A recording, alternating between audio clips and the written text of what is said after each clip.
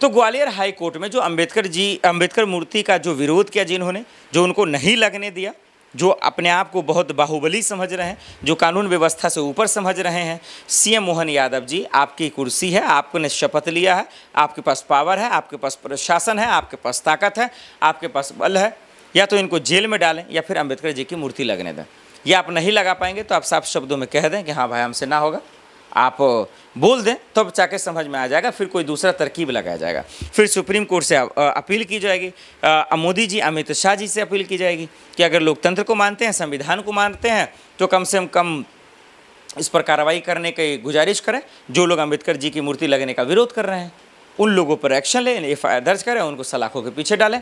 राहुल गांधी से भी अपील है कि इस पर बोलें, प्रियंका गांधी से भी अपील है, इंडिया गठबंधन के नेताओं से भी, विपक्ष के तमाम लोगों से और सत्ता पक्ष से भी है कि क्या कोई तो होगा जो अंबेडकर जी को मानने वाला होगा, जो संविधान को तो सब सिर्फ नाम का मान रहा है, हवाई में मान रहा है। क्या दिल से नहीं लगा सकते संविधान को? क्या सीने में नहीं चिपका सकते संविधान को? और नहीं तो बोल दीजिए कि मनुस्मृति को ही मानना है या उसी के नाम पर सियासत करनी है, उसी पर राजनीति करनी है, उसी को बढ़ावा देना है। ये हम नहीं होने देंगे जीते जी। अंबेडकर जी की मूर्ति तो लगेगी, चाहे आज लगे या कल लगे, वो लगेगा ही लगेगा। ये अंबेडकरवादियों का कहना है। और चंद्रशेखर आज़ाद ने इस बात को लेकर कहा कि कोई रोक नहीं सकता है, क्योंकि अंबेडकर जी का मूर्ति न लगाना ये संविधान पर हमला है, ये लोकतंत्र पर हमला है, ये तो दलितों पर हमला है। और उन्होंने ये भी कहा कि आज दरअसल दलितों का वर्चस्व बढ़ रहा है, वो उनका जो है योगदान बढ़ रहा है, वो लोग जो है भीम आर्मी की सेना में दरअसल वो जो है बढ़ोतरी हो रही है। और ये बस आज की मौजूदा मनुवादियों को नहीं पहुँच रहा, आरएसएस की सोच को नहीं पहुँच रहा, ये संघी लोगों को नहीं पहुँच रहा, ये इस तरीके से लोग कहते नज़र आ रहे हैं। तो दर्शकों, ये हम सबकी जिम्मेदारी है और आपकी भी जिम्मेदारी है कि जो भी संविधान का विरोध करेगा, लोकतंत्र का विरोध करेगा, अंबेडकर जी, महात्मा गांधी जी का विरोध करेगा, उसका जगह सिर्फ और सिर्फ सलाखों के पीछे है। उसकी जगह किसी पद पर नहीं होना चाहिए, उसकी जगह किसी कुर्सी पे नहीं होना चाहिए, उसकी जगह किसी मंत्री पद पे नहीं होना चाहिए। ये सब संवैधानिक पद है, संविधान की कसम खा कर ही लेते हैं, लेकिन विरोध संविधान का करना है। बदलने की बात संविधान की करनी है, तोड़ने की बात लोकतंत्र की करनी है। ये कैसे चलेगा? ये हिंदुस्तान में तो नहीं चलेगा, ये संघियों के बीच चलेगा, आरएसएस के बीच चलेगा, लेकिन मौजूदा हालात में तो फिलहाल किसी सूरत में नहीं चलने देंगे। ये देश सबका है, किसी के बाप का नहीं है। ये संविधान अंबेडकर जी का है, अंबेडकर जी ने बनाया, और वो दरअसल उन सब के बाप जो संविधान पर आस्था रखते हैं, जो संविधान को पूछते हैं, जो लोकतंत्र की रक्षा करना जानते हैं, उन सब के जो है जन्मदाता है। संविधान के जन्मदाता अंबेडकर जी हैं, और अंबेडकर जी सब के लिए मसीह हैं, सब के लिए एक फरिश्ते का रूप बनकर आए, जो जानते हैं कि इंसाफ किसको कैसे दिलाना है और कब दिलाना है, उन मनुवादियों से कैसे लड़ना है। आप क्या उनके योगदान को भूल जाएंगे कि जब शिक्षा लेनी थी तो स्कूल के बाहर कर दिया जाता था? यही मनुवादी लोग हैं, यही बड़े जाति के लोग हैं जिनको आज जो है संविधान के नाम से चिर होता है, कहते हैं कि उनका रोल ही नहीं है, संविधान तो किसी और ने लिखा है। तो इन अनभक्तों से बचना है, बेवकूफ़ और मूर्खों से बचना है। जो जेन्युइन बात है, जो पढ़े लिखे हैं, उन लोगों को समझाना है कि देश संविधान से चलेगा, देश लोकतंत्र से चलेगा। और किसी भी कोर्ट में, ये सिर्फ ग्वालियर कोर्ट की बात नहीं है, चाहे दिल्ली हाई कोर्ट हो, सुप्रीम कोर्ट, या देश का कहीं भी हो, जो भी कोर्ट होगा वहाँ अंबेडकर जी की ही मूर्ति लगेगा। चाहे वो शिक्षा का मंदिर ही क्यों ना हो, चाहे वो यूनिवर्सिटी हो, कॉलेज हो, स्कूल हो, वहाँ पर हमेशा से या तो स्वतंत्रता सेनानी का लगेगा, महात्मा गांधी या चंद्रशेखर आज़ाद, चाहे वो इसकी बात कर लें आप, स्वतंत्रता सेनानियों की बात कर लें, उन सब का लगेगा। महात्मा गांधी है, अंबेडकर जी हैं, इन लोगों का लगेगा। बहुत सारे हमारे जो है स्वतंत्रता सेनानी, उन सब का लगेगा। तो ये समझना पड़ेगा और ये हम सबकी जिम्मेदारी है। दर्शकों, हकीकत यही है कि ग्वालियर हाईकोर्ट में मूर्ति न लगने का जो दुश्मन है वो दरअसल जेल में नहीं है। यही वजह कि मनुवादी और संघियों की ताकत बढ़ती जा रही है, और जो अंबेडकरवादी हैं उनको ऐसा महसूस हो रहा है कि इस देश में संविधान ख़त्म हो रहा है, लोकतंत्र ख़त्म हो रहा है, और ये बचाना और अंबेडकर जी की मूर्ति लगाना ये एमपी पुलिस और सीएम मोहन यादव की जिम्मेदारी है। उम्मीद है कि ग्वालियर हाईकोर्ट में ये अंबेडकर जी की मूर्ति लगाएंगे। जो भी विरोध करेगा इसको सलाखों के पीछे डालेंगे। वकील अनिल मिश्रा को सलाखों के पीछे डाला जाए, उन्हें तुरंत गिरफ्तार किया जाए और उनको दरअसल वो सज़ा दी जाए जो आज मनुवादी को बढ़ावा दे रहे हैं, संघी को बढ़ावा दे रहे हैं और अंबेडकर जी की मूर्ति का विरोध कर रहे हैं। शुरुआत में ही मैंने साफ और स्पष्ट अल्फाज में मैंने कहा कि ये वकील अनिल मिश्रा को जेल में इसलिए डाला जाए क्योंकि ये सिर्फ अंबेडकर जी के मूर्ति का विरोध नहीं कर रहा, ये इसके साथ साथ उन तमाम लोगों को ठेस पहुंचा रहा है और चुनौती दे रहा है जो अंबेडकर जी की पूजा करते हैं, जो अंबेडकर जी को मानते हैं, जो संविधान की रक्षा करना जानते हैं, जो लोकतंत्र के सहारे इस हिंदुस्तान में जी रहे हैं। लेकिन ये वकील अनिल मिश्रा और इनके गुट, इनके समर्थक करने वाले लोग लोकतंत्र की तो हिफाजत नहीं कर सकते, संविधान की हिफाजत नहीं कर सकते। ये सिर्फ और सिर्फ जो है अंबेडकरवादियों का अपमान करना जानते हैं और अंबेडकर जी की मूर्ति को तोड़ना जानते हैं। मैं क्यों ऐसा कह रहा हूँ, आइए आपको सबूत के आधार पर बताता हूँ दर्शकों। इसलिए शुरुआत में आप जो है क्रोधित ना हो, गुस्सा ना हो।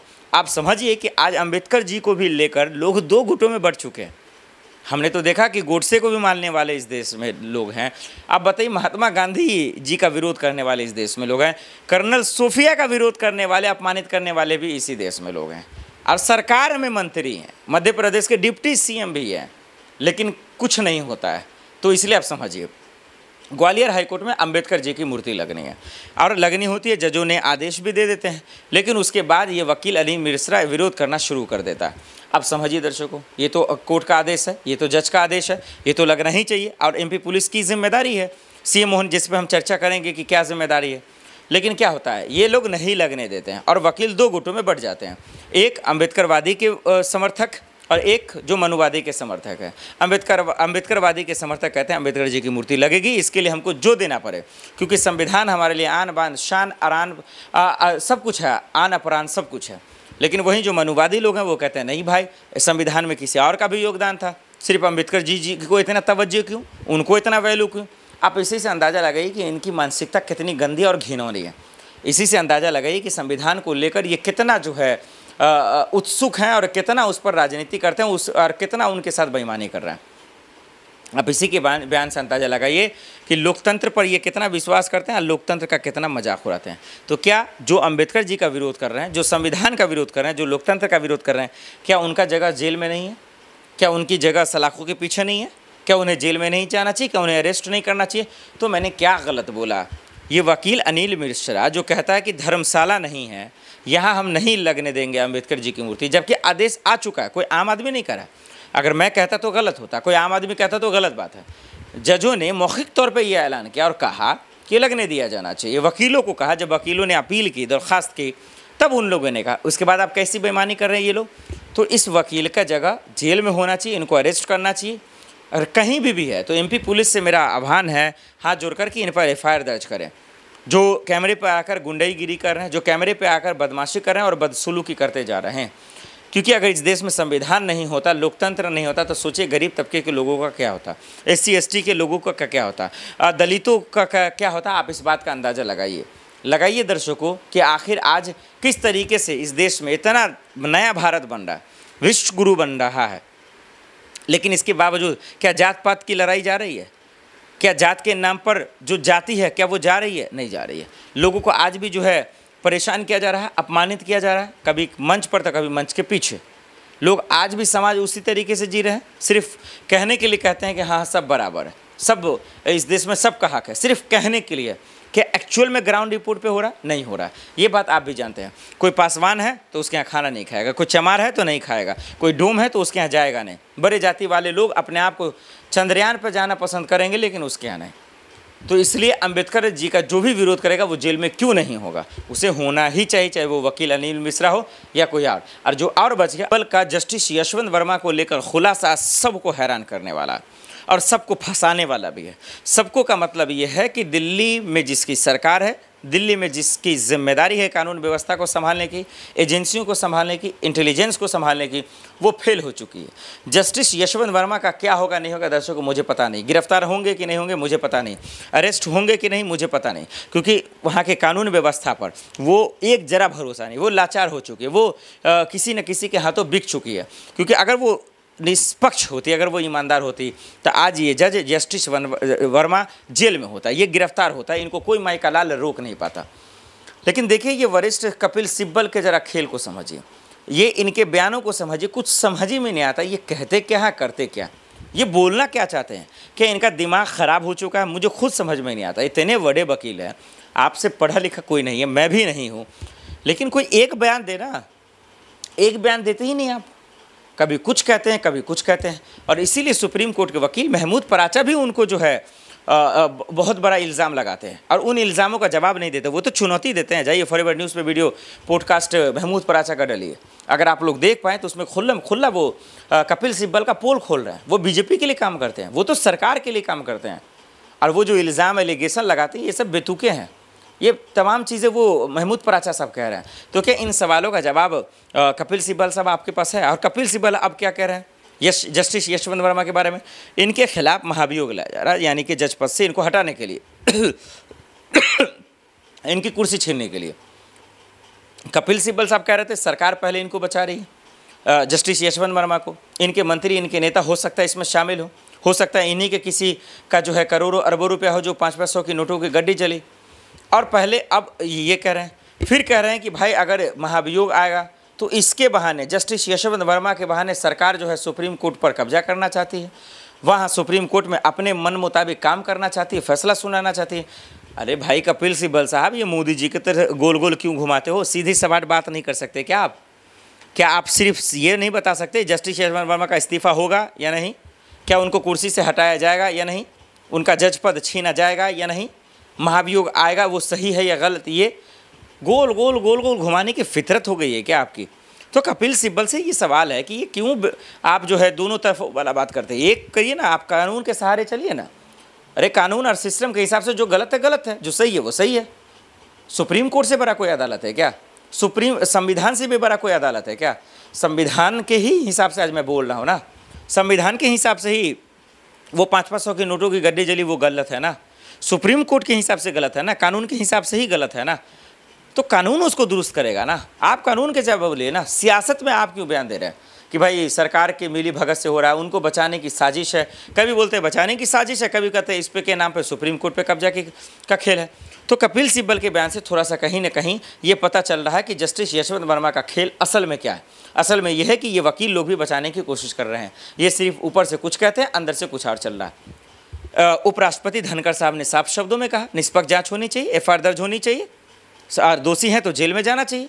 3 जजों की टीम जब बना और पूर्व CJI खन्ना साहब ने जब ये बात कह दिया कि ये दोषी पाए जा रहे हैं, इनको जेल में डालना चाहिए, फिर आकर आप ऐसा बयान क्यों दे रहे हैं?